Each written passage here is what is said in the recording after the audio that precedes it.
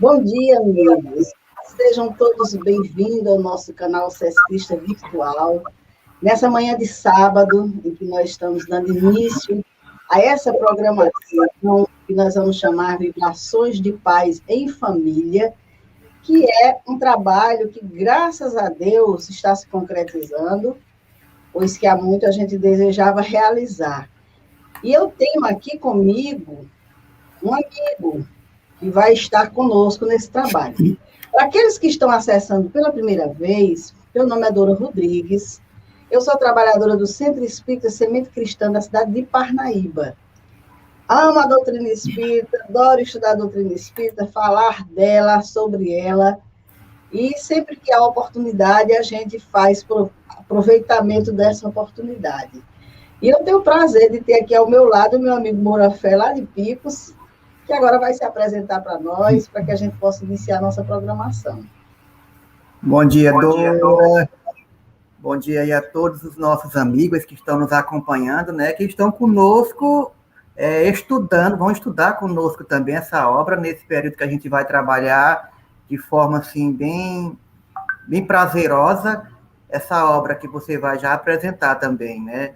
Então, assim, eu sou Moura Fé, para quem não me conhece, sou de Picos, Piauí, sou trabalhador do Centro Espírita Chico Xavier, e como a Dora fala, falar de espiritismo, né, conversar de espiritismo é sempre maravilhoso, é sempre uma bênção divina, quando a gente estuda, quando a gente quer levar um pouco desse conhecimento para as pessoas que estão de forma presencial ou virtual, e esses mecanismos estão nos possibilitando nesse período em que a gente está passando de forma delicada, que é essa pandemia.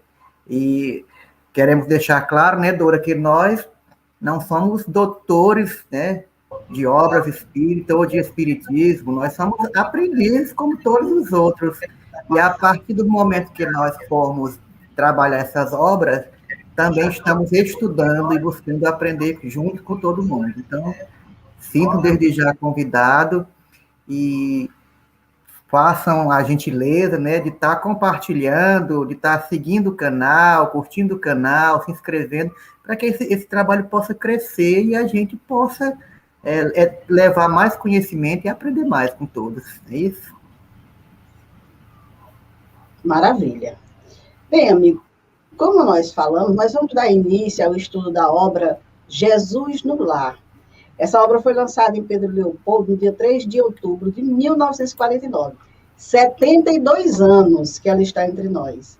Muitos sequer conhecem essa obra, já ouviram falar, mas nessa edição nova, aqui está o livro Jesus no Lar, um livro grandioso, como nós vamos ter a oportunidade de observar durante os nossos estudos, com 50 mensagens belíssimas para o nosso entendimento. Mas antes que iniciemos, eu vou pedir que o Moura Fé faça a leitura de uma oração do Espírito Neio Lúcio, que se encontra no livro Alvorada Cristã. Ok, Dora. Então, assim, gente, vamos fazer essa oração, essa prece, porque nada mais justo que, estudando uma obra do Neio Lúcio, começar com uma mensagem psicografada por ele. Aliás, escrita por ele, psicografada pelo Chico Xavier. Então, nesse instante, quero convidar a todos para esse início de trabalho, para esse momento de reflexão, para que possamos, sim, entrar em sintonia, entrar em comunhão com Cristo, entrar em comunhão com a espiritualidade, que vai nos acompanhar durante todo esse trabalho, durante todo esse projeto divino, projeto maravilhoso, que é levar a palavra do Cristo para o seu lar, porque vocês estarão comigo, com a Dora e com Jesus no lar. Mestre amado, aceita-nos o coração em teu serviço e, Senhor, não nos deixes sem a tua lição. Ensina-nos a obedecer na extensão do bem, para que saibamos administrar para a glória da vida. Corrige-nos o entusiasmo, a fim de que a paixão inferior não nos destrua. Modera-nos a alegria, afastando-nos o prazer vicioso. Retifica-nos o descanso, para que a ociosidade não nos domine. Auxilia-nos a gastar o tesouro das horas, distanciando-nos das trevas do dia perdido. Inspira-nos a coragem, sustando-nos a queda nos perigos da precipitação. Orienta-nos na defesa do bem, do direito e da justiça, a fim de que não nos convertamos em simples joguete da maldade e da indisciplina. Dirige-nos os impulsos para que a nossa força não seja mobilizada pelo mal. Ilumina-nos o entendimento, de modo a nos curvarmos, felizes ante as sugestões da experiência e da sabedoria, a fim de que a humildade nos preserve contra as sombras do orgulho. Senhor Jesus, nosso valoroso Mestre, ajuda-nos a estar contigo, tanto quanto estás conosco, assim seja. Assim seja. Então, com essa prece, vamos iniciar o nosso programa Vibrações de Paz em Família. Mas antes que a gente comece realmente a falar da obra, vamos conversar um pouco sobre o autor dessa obra, né? Quem é esse Neio Lúcio? Porque nós sabemos, como acabamos de dizer, que essa obra foi lançada há 72 anos, mas tem muita gente que desconhece essa obra, até mesmo no movimento espírita. Porque Neio Lúcio, na verdade, não é um espírito tão falado quanto Emmanuel, quanto André Luiz, quanto Joana de Ângeles, mas ele deixou obras maravilhosas para o nosso entendimento, para o nosso conforto, nosso esclarecimento, como essa obra que nós vamos estudar. Então, hoje, a gente rapidamente vai passar aqui algumas informações desse espírito para que a gente tenha noção de quem é esse amigo que veio nos trazer essas mensagens. Ele é autor de livros infantis e de mensagens. E, segundo algumas informações que nós encontramos na página da FEB e na Bíblia do Caminho, ele é antigo conhecedor do Espírito Emmanuel, né? E que, segundo também se encontra nessas páginas, Neio Lúcio se apresenta no livro 50 anos depois, que é um dos livros narrados por Emmanuel, e lá ele se encontra sob a alcunha de Cineio Lúcius, como sendo uma personalidade vibrante de cultura e generosidade, com tradições de nobreza e lealdade, sendo respeitado como um dos sagrados expoentes da educação antiga em seus princípios mais austeros e mais simples. Então, a gente vê que era alguém que já desde reencarnações anteriores já primava ali por um caminho de cultura, de generosidade, de lealdade. E, segundo ainda esse relato, no acervo desses serviços à coletividade, ele era muito preocupado com os escravos, né? E ensinava as primeiras letras aos filhos de seus senhores. Quer dizer, os escravos eram responsáveis por ensinar aos seus senhores.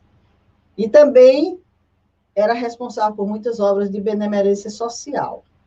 Sabe-se ainda que ele mesmo e a neta querida Célia estimavam ensinar também os filhos dos escravos, porque os filhos dos senhores eram educados, mas os filhos dos escravos não.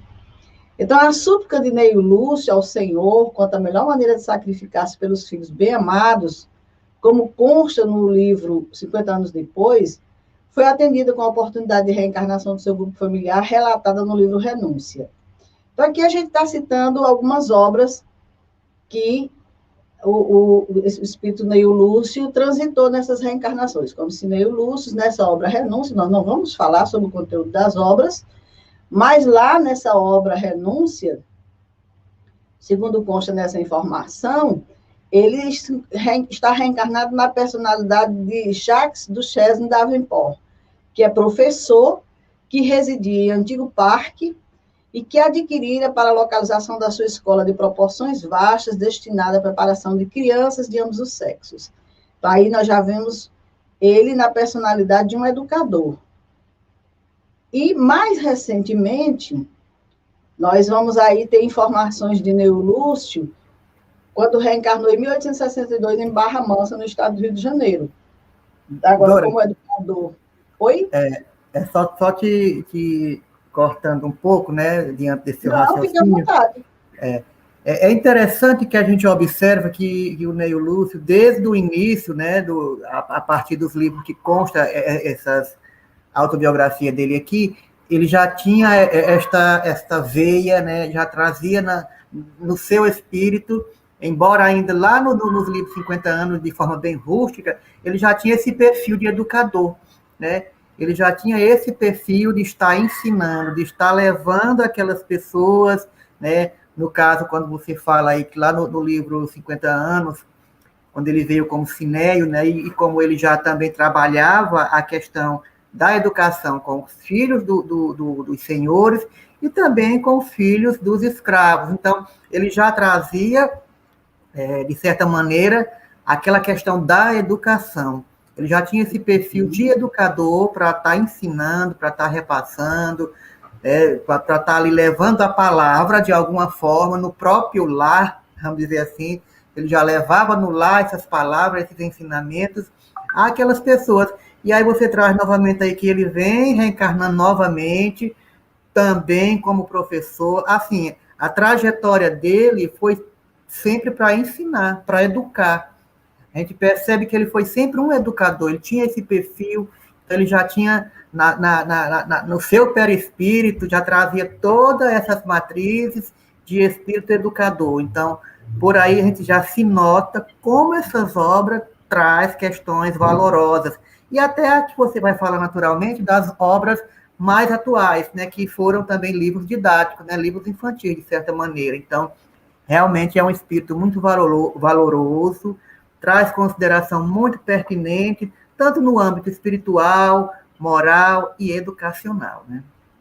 Dê continuidade, Moura, a esse relato, por favor. Você parou aonde? Aqui no Josiano? Justamente no momento em que ele é reconhecido aqui, já em Barra Mansa. Isso, né? É verdade. Então, assim, aí o Neio, ele já se encontra aqui reencarnado em 1962, na Barra Mansa, aqui no Rio de Janeiro, novamente como educador, né? Como educador Arthur Joviano. E aí ele vem trazer, olha só como a espiritualidade já trabalhava, já fazia todas essas manobras, né? Porque é como diz lá no livro dos Espíritos, né? Na questão que agora me fugiu aqui, gente, me desculpem. Ele pergunta se os espíritos influenciam em nossa vida, né, em nossa mente, e aí ele responde: a espiritualidade, mais do que supõe, de ordinário, eles os dirigem. E aí ele vem dizendo o que aqui? Olha só, ele encarna como educador, como Arthur Joviano, que era pai do Rômulo Joviano. Aí veja só quem era o Rômulo Joviano, chefe do Chico Xavier. Era nada mais nada menos que o patrão do Chico, né? Lá na Fazenda Modelo em Pedro Leopoldo, Minas Gerais. Então, aí a gente já nota que tudo já está se ligando. Chico já começava a criar um vínculo sem nem perceber com o Neio Lúcio, então ainda encarnado como Rômulo Joviano. Então, era um espírito sempre fiel ao ideal do ensino e da educação, como a gente já comentou aqui. Então, assim, ele já tinha todo esse processo pedagógico, educacional na sua veia, no seu espírito, e naquela época ele reforma todo o ensino primário de Minas Gerais, né? Ele contribui ativamente para essa formação, né, para essas novas diretrizes da educação, que começava a se iniciar essas mudanças ali no século XX, né, naquele programa de ensino, como ele relata autobiográfico aqui, pelo ano de 1906. Então, ele já trazia um método que buscava, de certa maneira, combater ao analfabetismo, né, e ensinar o maior número de crianças a ler e escrever, que era justamente o que ele fez lá em 50 anos depois, enquanto na condição ainda muito rudimentar, estava ensinando aos filhos dos seus senhores, né, aos filhos dos escravos. Então, ele já estava ali tirando o analfabetismo naquela época, e aí, trazendo para o século XX, ele continua com esse mesmo trabalho iniciado em outras reencarnações. Isso é muito bonito, né? Muito interessante. E aí, mesmo depois de desencarnar, ele vai continuar com o Chico, dando essas pinceladas na educação, não é isso? E aí, assim, após retornar o mundo espiritual, quando ele volta para o mundo espiritual em 1934, o espírito Nécio Lúcio, ele ditou várias obras pelo Chico, né? Sendo que 6 delas fazem parte do catálogo da Federação Espírita. Então, ele ditou várias obras, não foi apenas essas que nós conhecemos como as principais, vamos dizer assim, mas mais em evidência devido a ser pela própria Federação Espírita Brasileira, tem essa maior divulgação, tem essa maior facilidade de colocá-la nos celeiros espíritas, mas algumas obras são Alvorada Cristã, Jesus no Lar, Mensagem do Pequeno Morto, A Vida Fala, volume 1, A Vida Fala, volume 2 e A Vida Fala, volume 3, né, que são essas fontes desconhecidas para nós, não trazemos aqui muitas referências desse legado, mas sim, com certeza, foi excelente esse trabalho do Neo Lúcio, enquanto educador, enquanto trabalhador, que começava a despontar naquela época todo esse legado. Eu acredito que o Neo Lúcio não tenha, de certa maneira, ficado em tanta evidência como o Emmanuel, como o André Luiz e como outros que Chico trabalhou assim tão maravilhoso, pela forma, pela proposta de ensino que ele trouxe através de seus livros, que era mais uma proposta educadora, moralizadora. Enquanto que os outros mentores, ele trazia, de forma romanceada, na verdade, livros mais profundos, cuja filosofia, cuja ciência, né, cuja estudos mais profundos trazia, de certa maneira, um certo desejo de conhecimento, uma busca mais resfriada, e que tanto os trabalhadores quanto o público em geral se afinizava por querer conhecer o desconhecido, né? Tramitar por as questões do mundo espiritual, que Emmanuel, que André Luiz faz tão bem, de forma profunda, na verdade, em suas obras, em suas séries, né, Dora? Maravilha, Moura. Vamos aqui agora, vamos colocar um slide aqui, da introdução dessa obra, apresentação, na verdade, de Emmanuel dessa obra, para a gente conversar um pouco sobre o conteúdo dessa apresentação e a gente entender bem a obra que nós vamos estudar. Então, vejamos.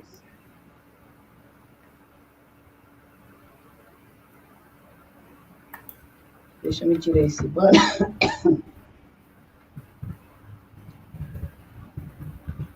Bem, como nós dissemos, a obra foi lançada em Pedro Leopoldo no dia 3 de outubro de 1949. 72 anos ela está fazendo. Da apresentação dessa obra, Emmanuel, prefaciando, diz que, para a generalidade dos estudiosos, o Cristo permanece tão somente situado na história, modificando o curso dos acontecimentos políticos do mundo. Para a maioria dos teólogos, é simples objeto de estudo nas letras sagradas, imprimindo novo rumo às interpretações da fé. Para os filósofos, é o centro de polêmicas infindáveis. E para a multidão dos crentes inertes, é o benfeitor providencial nas crises inquietantes da vida comum. Você tem alguma coisa a comentar, Morafé, sobre esse slide? Eu acho interessante a forma como Emmanuel, na sua profundidade, ele já traz em apenas um parágrafo, né, digamos assim, várias vertentes, né, várias arestas de como Cristo é visto, né, pelos estudiosos. Porque muitos estudiosos, né, principalmente grande parte, não todos, não vamos generalizar, mas uma boa parte dos teólogos estudam o Cristo como o libertador, né? Como libertador sagrado, como um referencial sagrado, sempre na questão religiosa, sempre pautando questões de salvação. E aí ele vem trazendo aqui, mostrando que Jesus, além de tudo, também dentro da própria história, ele modificava o curso, porque Jesus era um político, né? Jesus era, além do político, do teólogo, na verdade também, ele trazia uma certa filosofia, ele trazia a ciência, ele trazia conhecimento e nuances infindáveis, né, que perante toda aquela multidão, ele tinha que falar por parábola, como ele trabalhou por parábola, devido à profundidade do seu conhecimento, né? A profundidade dos seus ensinamentos, que era muito providencial a todas as situações, a todos os problemas, a todas as crises inquietantes de diversos indivíduos que transitavam, que o acompanhavam por onde ele passava, fosse uma mulher adulta, fosse um cego, fosse um ladrão, fosse um comerciante corrupto. Então, assim, ele trazia assim, uma vasta, né, profundidade de conhecimento, de grandiosidades, que para você estudar Jesus, você tem que ir muito mais além desse líder religioso, dessa referência religiosa, que, infelizmente, nós temos essa concepção, né? Trazemos ainda essa concepção de que Jesus foi aquele que veio para salvar o mundo, morreu na cruz e ponto. Então, a gente tem que ver a grandiosidade que era este ser de luz, né? Que era esse ser magnífico ao qual nós temos que ter por referência. E aí, Emmanuel aqui, ele vai dando uma situada historicamente em quem era Jesus, de forma bem simples, bem sutil, mas trazendo essa profundidade.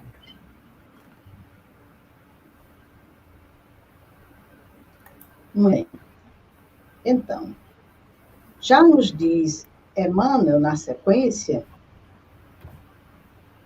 que, todavia, o homem percebe a grandeza da Boa Nova, compreende que o mestre não é apenas o formador da civilização, o legislador da crença, o condutor do raciocínio ou o doador de facilidades terrestres, mas também, acima de tudo, o renovador da vida de cada um. Atingindo esse ápice do entendimento, a criatura ama o templo que lhe orienta o modo de ser. Então, é aquilo que você falou, Moura. Depois que nós percebemos a grandeza da Boa Nova, aí a gente começa a entender quem era realmente esse mestre de nossas vidas que esteve conosco. Não é só reformador de civilização, não, nem legislador de crença, não. Acima de tudo, é o renovador da vida de cada um, que foi o que ele fez ao contato com a mulher adúltera, com os cegos, os leprosos, com todas aquelas criaturas que ele renovou a partir do seu contato, a partir dos seus ensinamentos. E aí, quando a gente atinge esse ápice desse entendimento, como ele diz, a criatura no templo que ele orienta o modo de ser. Quer dizer, aí sim a gente começa a valorizar aquele ambiente que está nos orientando, nos conduzindo, nos encaminhando. No nosso caso, podemos pensar na nossa casa espírita, mas não é o primeiro templo para depois o Cristo. É o Cristo que nos dá esse entendimento do quanto é importante termos um ambiente de educação, de orientação espiritual para as nossas vidas, não é isso? Verdade. Continuando, vejamos o que nos diz Emmanuel na sequência. Contudo, não se restringe às reuniões convencionais para as manifestações adorativas, e sim traz o amigo celeste ao santuário familiar, onde Jesus, então, passa a controlar as paixões, a corrigir as maneiras e a inspirar as palavras, habilitando o aprendiz a traduzir-lhes os ensinamentos eternos através de ações vivas, com as quais espera o Senhor estender o divino reinado da paz e do amor sobre a terra. Então, nós passamos a amar o templo que nos conduz, que nos orienta, mas não assim, esse amor não pode se restringir apenas a essas reuniões convencionais adorativas que a gente pratica, mas sim a orientação, o entendimento, o ensinamento que nós recebemos, porque a partir desses ensinamentos, Jesus passa a fazer morada em nós, passa a controlar as nossas paixões, olha que coisa linda, corrigir as nossas maneiras, a inspirar as nossas palavras. E com isso, o que acontece? Nós vamos modificando as nossas ações diante da vida, nós vamos nos transformando, nós vamos nos melhorando no nosso lar, na sociedade, no trabalho, na casa espírita, ou seja qual for o tempo religioso que a gente se encontre, porque o ensinamento de Jesus não se restringe a essas reuniões assim. Não é a gente ir toda semana para a reunião, tomar o passe e acabou ali, não. Nós vamos, nós recebemos o estudo, a orientação, o consolo, o esclarecimento, e isso vai modificando, vai transformando as nossas vidas. E aí Jesus vai passando a fazer morada em nossos corações, né, Moura? Verdade, Dora. Isso justamente o que você está falando. E por essa introdução, nosso público que está nos acompanhando, eles podem ter basicamente uma ideia do que esperar desta obra, né? Do que esperar das leituras que nós vamos estudar, que nós vamos estar tentando trazer reflexões acerca dessa obra Jesus no Lar. Porque o que Jesus vai fazer no lar de cada um de nós é mostrar que as reuniões, como você próprio exemplificou aqui, falou nesse trecho, né? Que elas não são apenas para adoração.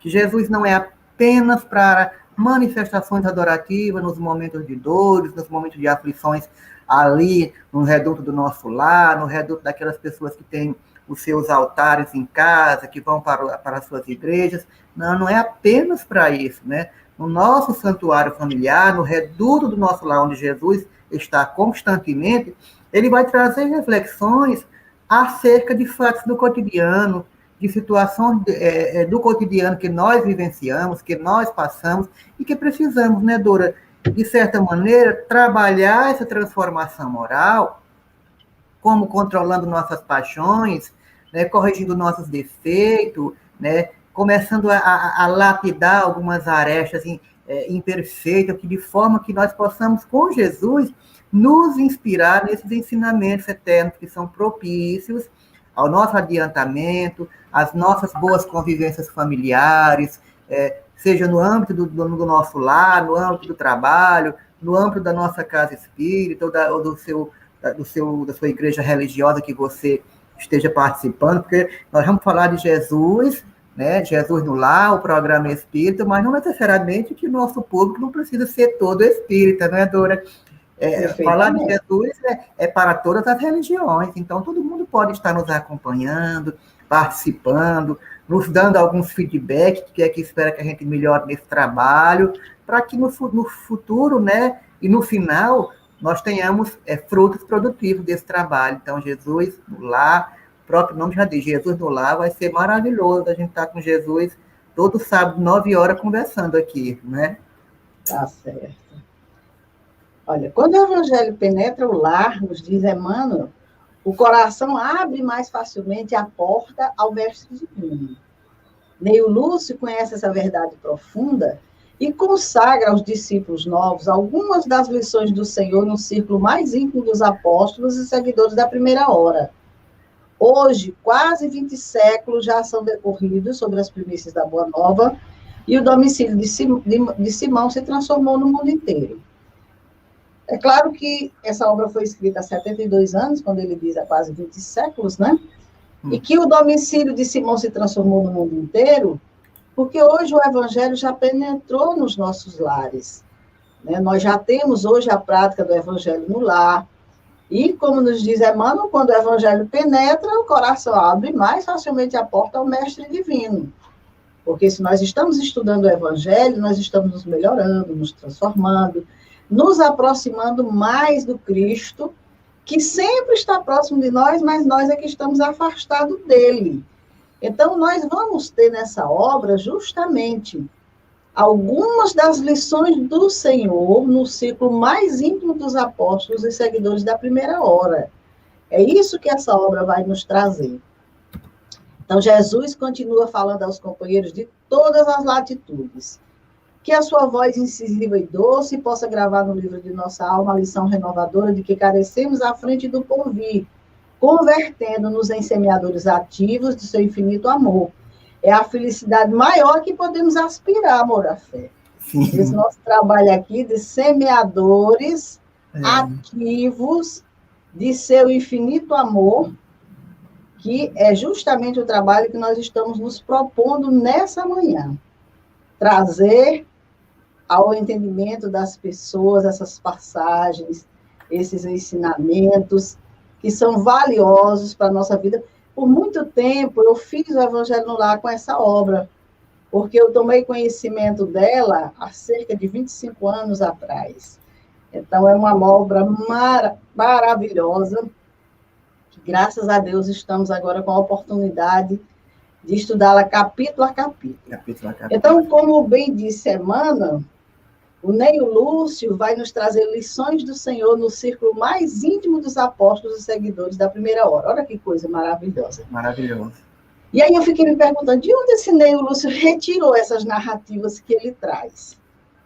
Porque não são narrativas inventadas.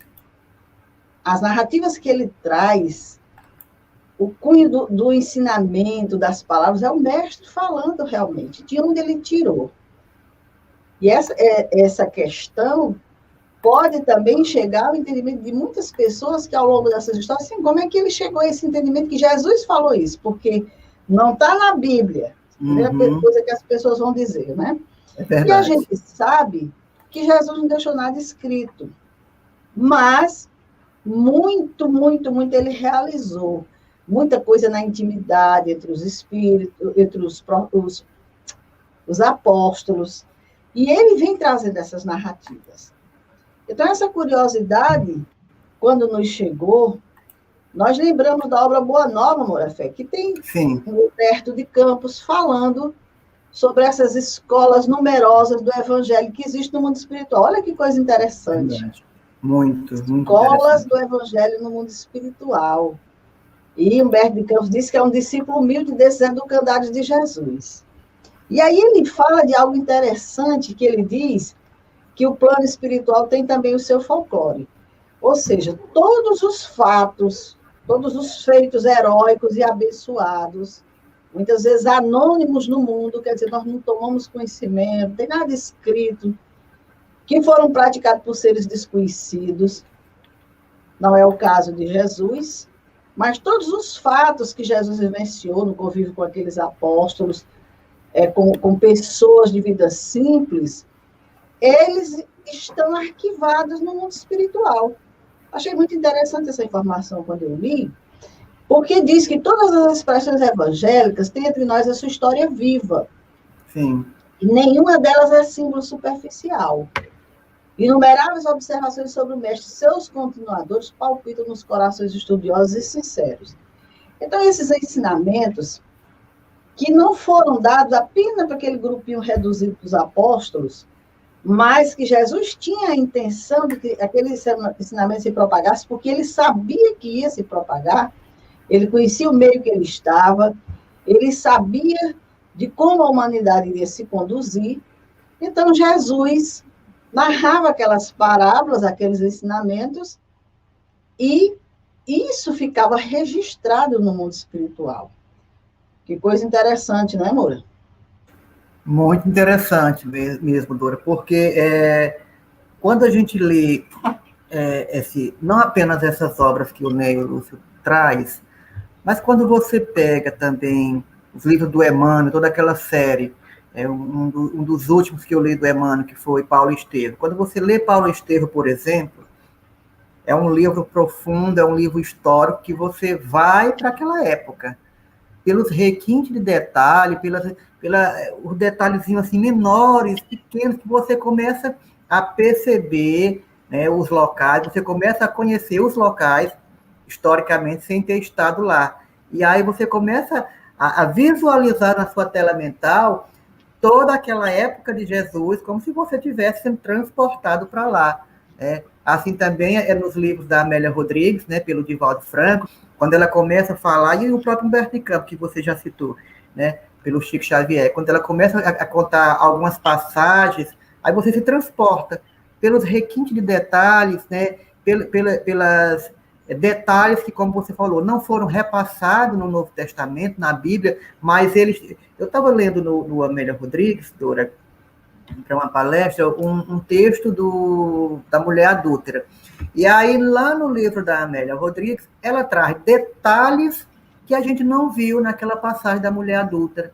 Como, por exemplo, o que aconteceu com ela depois que ela saiu daquele momento, que Jesus a salvou, que ela foi embora. O que aconteceu? Para onde ela foi? Onde ela ficou? O que aconteceu com o adúltero, que não apenas ela? Então, assim, apenas eu abri essa aspa para a gente entender como a espiritualidade traz esses requintes de detalhes que era para nós desconhecido. E aí o Neio Lúcio também traz, dentro da sua obra, detalhes como esses, ilustrações, momentos, riquezas né? Riquezas de conhecimento, e aí você diz, como é que ele traz isso? Ele não teve com Jesus o tempo todo, em todos os momentos, para trazer isso. Como é? Ele estava reencarnado agora, no pouco tempo, poucos séculos atrás, digamos assim. Como é que ele poderia trazer tantos detalhes minuciosos, ricos de belezas, ricos de conhecimento? Aí, justamente isso que você está falando, né? Toda essa questão espiritual que já traz, esses educandários que tem no plano espiritual, essas oportunidades que tem desses arquivos para que eles possam, enquanto espíritos de luz, estar conduzindo esses ensinamentos para os que estão aqui na Terra e para os que estão no plano espiritual também estudar, né? Não é apenas nós que precisamos de estudo, né, Dora? Verdade. Eu lembrei, Moura, quando eu li a obra Memórias de um Suicida, de um momento que o Camilo Castelo Branco narra, em que ele se encontra numa escola de evangelho, estudando, se preparando para uma futura reencarnação, se curando do processo do suicídio, e que lá ele tem um professor, o Aníbal de Silas, que é um espírito que vivenciou com o Cristo, quando ele era criança, aquela criancinha que o Cristo colocou no colo, e que seguiu Jesus por muito tempo, ouvindo os ensinamentos, aprendendo com Jesus. E aí o que acontece? Nessa escola, o Aníbal de Silas vai ensinar para esses jovens sobre Jesus, vai falar sobre Jesus. E o Camilo narra que, à medida que ele vai narrando os fatos, eles vão vendo tudo aquilo numa tela translúcida que é colocada, como se fosse realmente Jesus naquele momento. É como se tudo aquilo se transformasse em real naquela tela, como se fosse uma tela cinematográfica. E ele que não conheceu Jesus, vai conhecer Jesus. E aqueles espíritos choram de emoção diante daquele momento. Então, você imagina o que a espiritualidade tem de recurso, e aí, estudando sobre essa questão, nós encontramos aqui na obra da Ivone Pereira, Dramas da Obsessão, uma informação trazida pelo Dr. Bezerra de Menezes, que vai jogar luzes sobre essa questão. Como é que eles têm acesso a essas informações, né? Então, o Dr. Bezerra de Menezes diz nessa obra que as poderosas sensibilidades etéricas, as ondas luminosas disseminadas pelo universo, o fluido universal, enfim, sede da criação, veículo da vida, possui a grandiosa capacidade de fotografar e arquivar em suas indestrutíveis essências os acontecimentos desenrolados sob a luz do sol na Terra, ou pela vastidão do infinito. Então, existe esse recurso desse fluido universal, criador de tudo e de todas as coisas, que vai fazer com que tudo que aconteça no nosso plano material, no universo por inteiro, seja fotografado e arquivado, como ele diz, em suas indestrutíveis essências. A qualquer momento que aquilo for solicitado, ele vai reaparecer, vamos dizer assim, em luzes, em cores, em som, em cheiro, em tudo, como se fosse real. E aí ele diz que a história da humanidade, portanto, estaria arquivada em imagens e sons pelo infinito afora. E como a da humanidade, necessariamente a história de cada individualidade particularmente. E que rever, portanto, o que passou, rebuscando imagens e cenas fotográficas nas ambiências etéricas, não será para o espírito trabalhador tarefa muito rara. Então, para um espírito trabalhador, como nós já vimos aí o relato de Humberto de Campos, agora de Neil Lúcio, estudando nas escolas do Evangelho, organizando essa estrutura de trabalho para trazer, reviver Jesus no nosso lar com seus ensinamentos, não é um trabalho muito difícil, não, porque eles têm acesso. Está tudo registrado no mundo espiritual e não há como, de maneira nenhuma, eles não acessarem. É livre, é arquivo livre, como se diz. Não é maravilhoso? É maravilhoso demais, a gente saber que nada se perde, né? E eu estava você falando agora esse trecho, eu me lembrei do livro Mecanismo das Mediunidades, lá no capítulo 1, Ondas e Percepções, que ele fala o seguinte, ele diz que a Terra é um magneto, a Terra é como se fosse um magneto de gigantescas proporções, né? Ele é constituído, como ele diz lá, André Luiz, de forças atômicas cercados de combinações multiformes, que é um campo eletromagnético, né? Ou seja, de fluidos, né? Uma imensidade cósmica de fluidos magnéticos, que tem como base o fluido cósmico universal. Ou seja, nós estamos dentro de um campo de fluidos, né? Nós estamos imersos dentro dos fluidos. Então, tudo que nós pensamos, nós jogamos no cosmos, no plasma, né? Em toda a essência do fluido cósmico universal. E aí fica registrado, né, Dora? Tudo que a gente pensa fica registrado nos fluidos. É o mesmo caso aí dessas memórias, né? Tudo que foi vivenciado ficou ali fotografado, ficou dentro do fluido cósmico universal, como ele disse, ficou disseminado no universo do fluido cósmico universal. Então, nós somos também partículas da criação divina, porque Deus criou dois princípios distintos, né? Princípio material, princípio espiritual. Nós, na condição de princípio espiritual inteligente, ser pensante, nós somos partícula da criação divina, também oriunda desse fluido cósmico universal. Então, ter acesso, né, a esse fragmento, a esses slides, vamos dizer assim, né, essas fotografias no campo espiritual, para um trabalho de luz, para um trabalho a ser desenvolvido, né, em prol do crescimento, com certeza isso deve ser fabuloso e, ao mesmo tempo, muito simples para espíritos que vão trabalhar com esse tipo de atividade. Então, é maravilhoso saber que tudo está arquivado e nos permite hoje, dentro da nossa concepção espírita, buscar esse aprendizado através desses entendimentos. Claro que para quem não é espírito, nós estamos falando aqui que ficou registrado, essas coisas todas, vamos dizer, olha, esses dois malucos aí falando que ficaram na época de Jesus, tudo registrado ali no plano espiritual. Morreu, acabou, gente. Morreu, acabou, não tem nada disso, né? Mas nós sabemos que nada acaba com a morte, só continuamos a viver a verdadeira vida, né? Que essa é a falsa.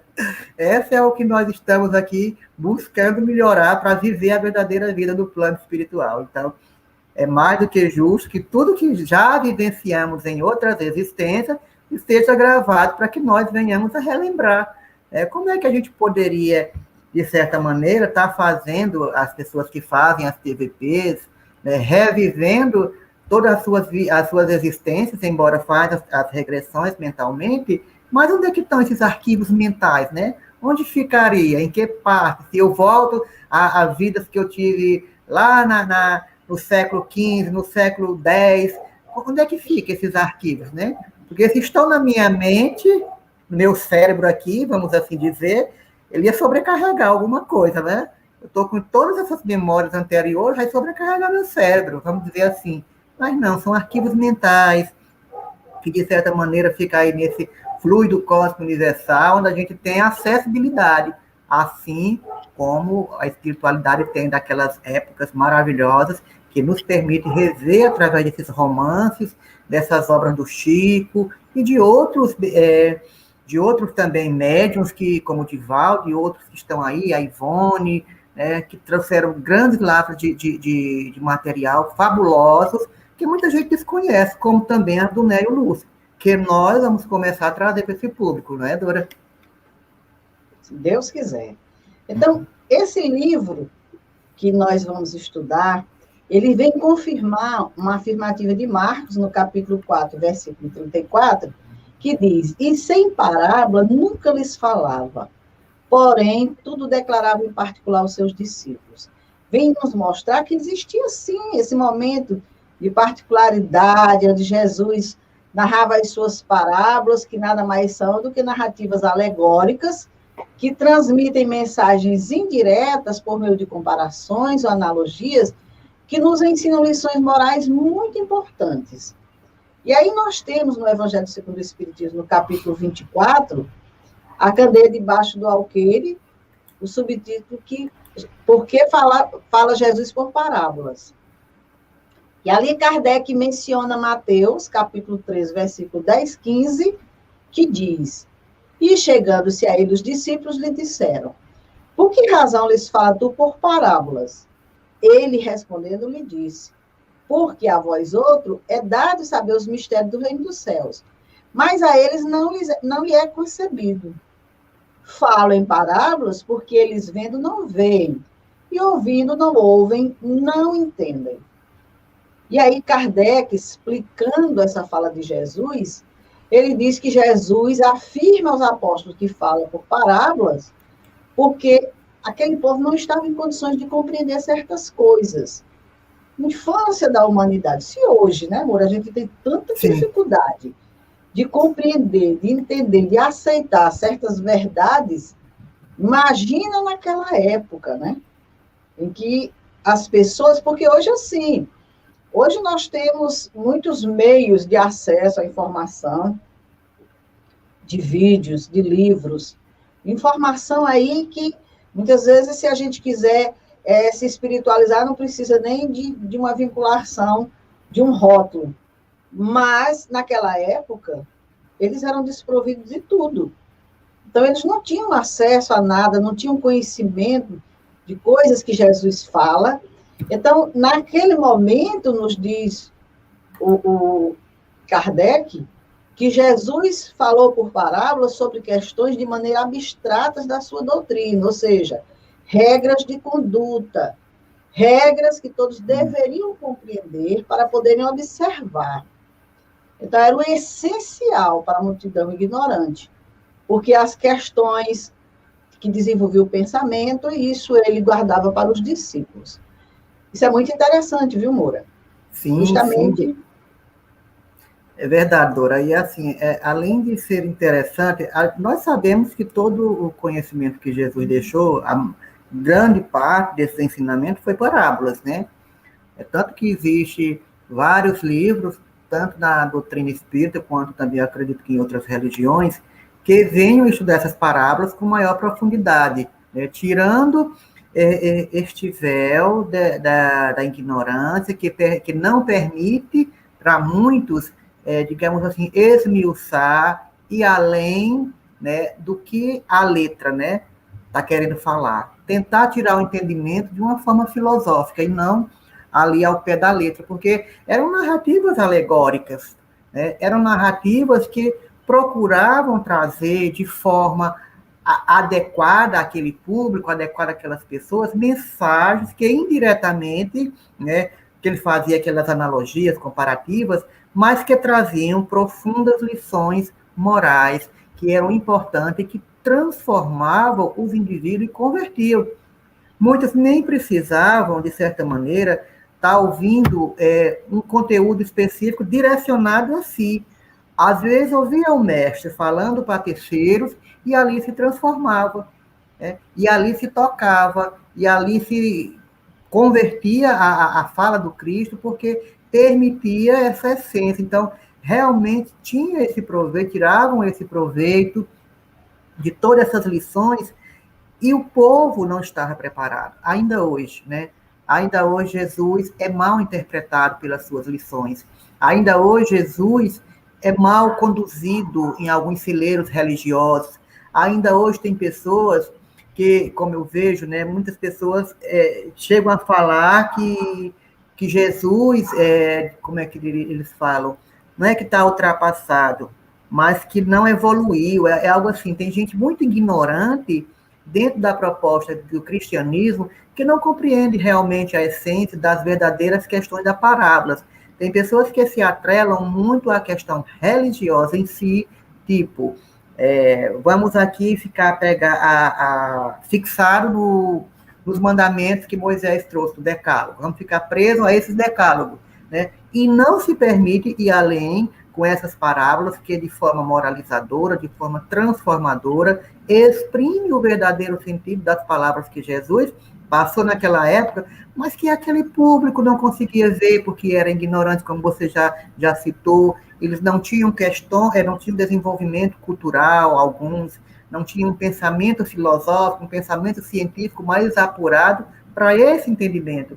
E, moralmente, os discípulos em si, que Jesus havia escolhido, eles já traziam essa capacidade.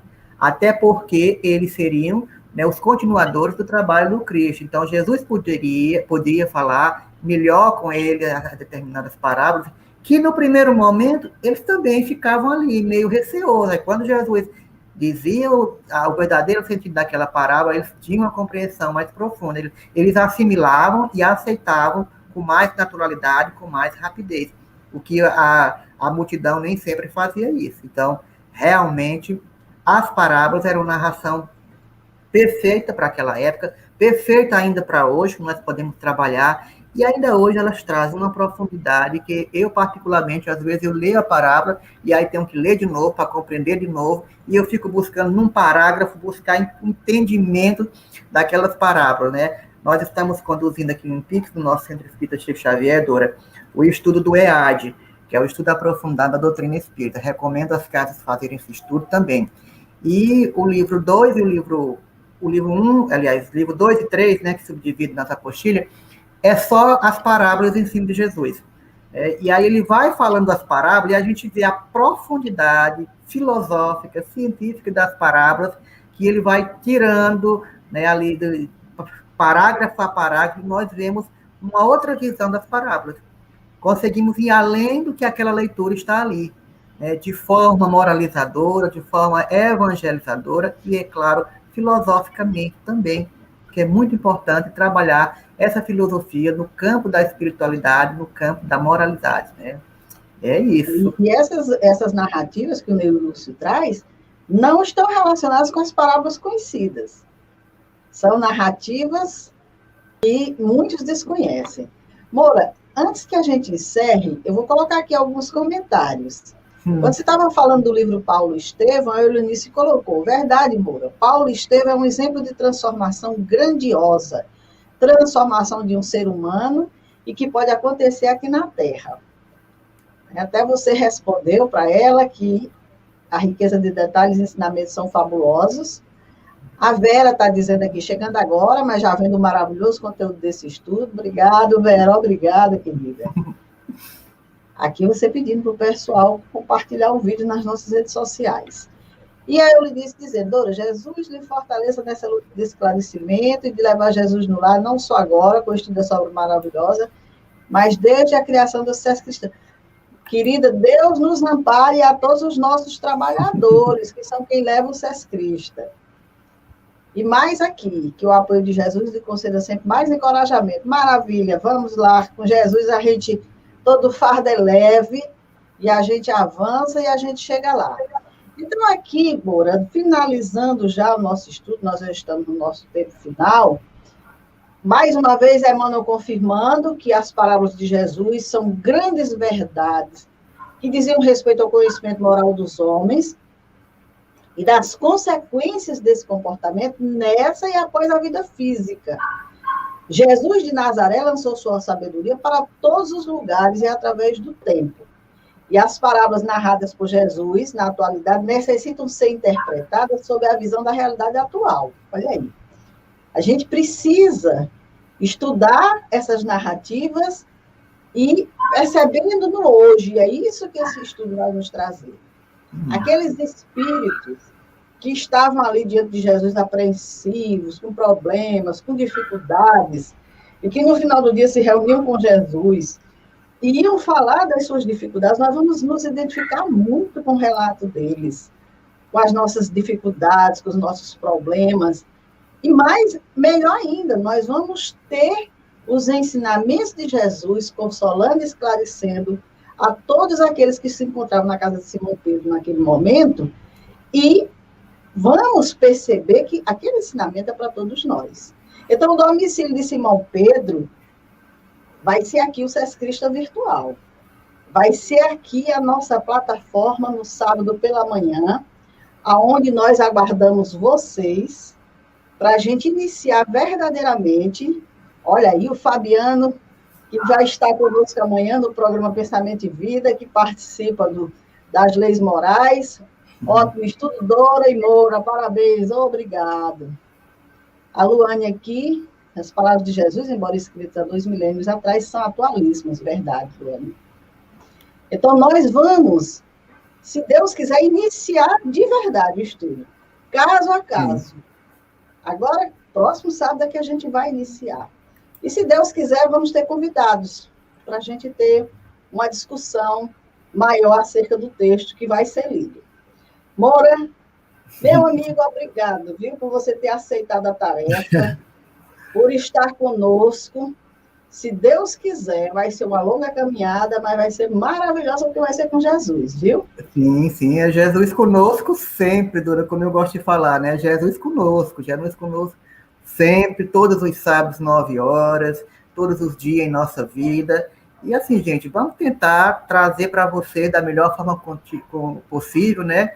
Algumas reflexões acerca desse livro, Jesus no Lar, e o que a gente pede é apenas que vocês estejam conosco, estejam aqui conosco, que vocês divulguem esse trabalho. É um trabalho simples, é um trabalho amoroso, não é nada de profundo, cientificamente falando, mas traz profundas, né, esclarecimentos, reflexões acerca das questões morais, né, das questões que Jesus trabalhava no cotidiano e que a gente vai ter a oportunidade de juntos estarmos estudando. Nós não vamos estar ensinando nem repassando, nós vamos estar estudando junto. Eu e a Dora aqui, vocês aí. Vamos tentar acompanhar os comentários para que a gente possa estar aqui discutindo um pouco. Tentar trazer convidados para que não fique centralizado apenas em nós dois, porque nós também temos limitações culturais de conhecimento. Então, a gente precisa que outras pessoas, muitas vezes, nos dêem um outro olhar em cima de um ponto que nós estamos achando que é aquele, não é, Dora? Às vezes alguém traz uma outra reflexão e, isso aqui ele está certo. Então, vamos tentar agregar outros colegas para fazer uma discussão mais democrática, mais aberta, dentro da óptica espírita, naturalmente, porque o nosso propósito é esse, trabalhar espiritismo através de Jesus, através de Kardec e através de outras obras complementares. Então, divulguem esse trabalho nas suas redes sociais, divulguem no Instagram, no Facebook, compartilhe, convide os colegas para se inscrever no canal, convide os colegas para deixar o nosso like aqui no canal, porque a gente precisa desse engajamento aqui na página, para que a página possa crescer mais e a gente possa estar levando o espiritismo a todos os cantos do Brasil e do mundo. Então, um bom final de semana, um forte abraço. Sinta-se abraçado por Jesus, porque ele está aí, ele está aqui, ele está conosco, está Jesus no lar. Ok? Antes que a gente encerre, eu vou passar aqui uma informação que é importante para todos nós. Amanhã, nós vamos dar continuidade ao estudo que realizamos aos domingos. Só que desta vez, nós vamos mudar o horário, vai ser às 20 horas, mudamos o nome, não é mais Papo Domingueiro, é Estudo Domingueiro. E amanhã, às 20 horas, nós vamos iniciar o estudo da obra Pensamento e Vida. Amanhã, o meu convidado vai ser o Fabiano. O Fabiano não vai ficar todos os programas conosco, vai ser amanhã, porque ele já faz parte das leis morais. Mas vocês estão convidados. Um estudo maravilhoso, se Deus quiser, estaremos juntos. E eu agradeço a todos os amigos que estão nos acompanhando, aqueles que vão ver esse vídeo depois, no seu tempo, no seu horário. Como disse o Moura, pedindo, repassem, divulguem. A proposta é maravilhosa. É Jesus no lar. E agora, antes da gente encerrar, eu quero aqui passar a programação que nós realizamos semanalmente no canal Sescrista Virtual, para que vocês possam, de repente, ter um conhecimento dessa programação e acompanhar. Até o próximo sábado, aguardamos vocês. Jesus no lar.